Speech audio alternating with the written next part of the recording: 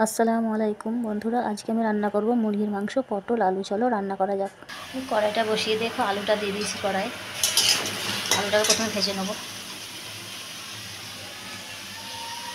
দিয়ে দেবো সাদা তেল।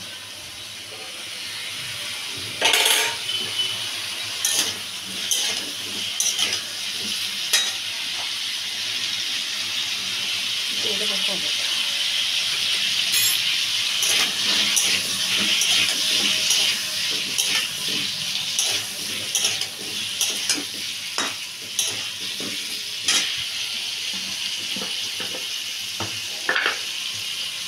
দিয়ে দেবো লবণ। আলুটা লাল লাল করে ভাজা হয়ে গেছে, এবার নামিয়ে নেবো। আলুটা নামিয়ে নিয়েছি, এই তেলে দিয়ে দেবো পটল।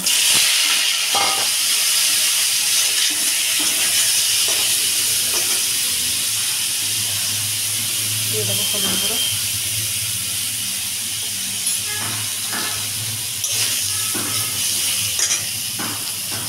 আর একটু তেল দিয়ে দেবো।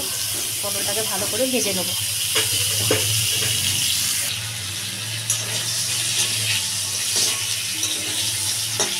পটলগুলো ভাজা হয়ে গেছে, এবার নামিয়ে দেবো। এই তেল আছে, এরই মধ্যে আরেকটু সরিষার তেল এবার দিয়ে দেবো।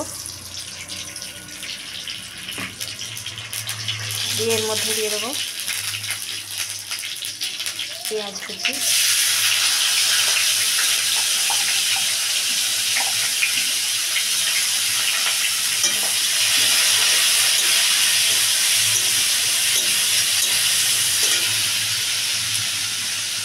দিয়ে দেবো তেজপাতা, তেজপাতা, দালচিনি আর এলাচ।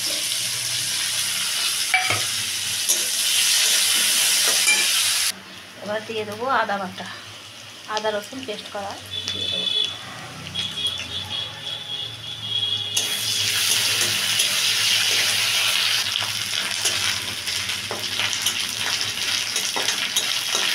এবার দিয়ে দেবো জল।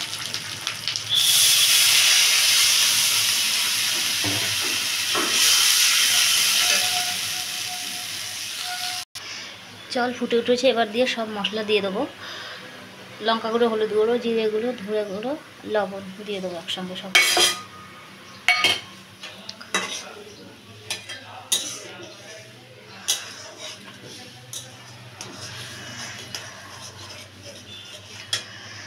এটা ততক্ষণ নাড়তে থাকবো যতক্ষণ পর্যন্ত না মশলা থেকে তেল ছাড়বে। মশলা থেকে তেল ছেড়ে দিয়েছি, এবার আমি এর মধ্যে দিয়ে দেবো মাংস। এই মুরগির মাংসটা কাল থেকে আমি জাল দিয়ে রেখে দিয়েছিলাম হলুদ লবণ দিয়ে। আমি এর মশলার মধ্যে এটা দিয়ে দেবো, দিয়ে এটা কষতে থাকবো।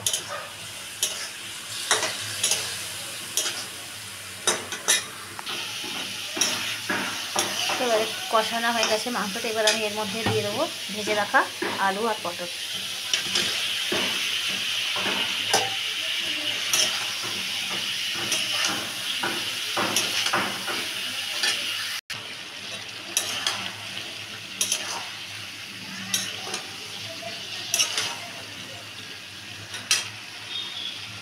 দিয়ে দেবো মিট মশলা।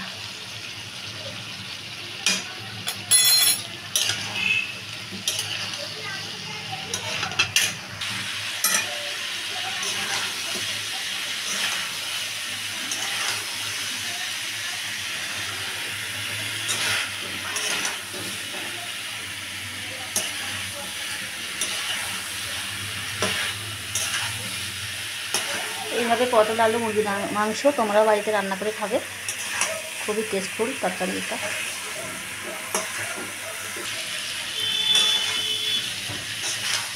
আমার এই কষানো হয়ে গেছে, এবার আমি দিয়ে দেবো জল।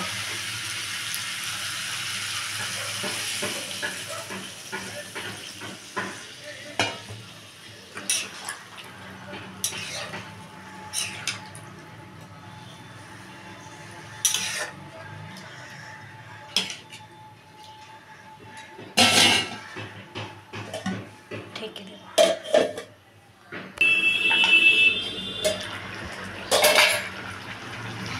তরকারিটা হয়ে এসছে, ওপর থেকে দিয়ে দেবো গরম মশলা। এটা হয়ে এসছে, এবার আমি তোমাদেরকে এটা বন্ধ করে দেখাচ্ছি কেমন হয়েছে তরকারিটা। এই তরকারিটি আমার এই কালার এসছে, তোমরা এইভাবে রান্না করে খাবে। ঠিক আছে, চলো, ওকে, বাই।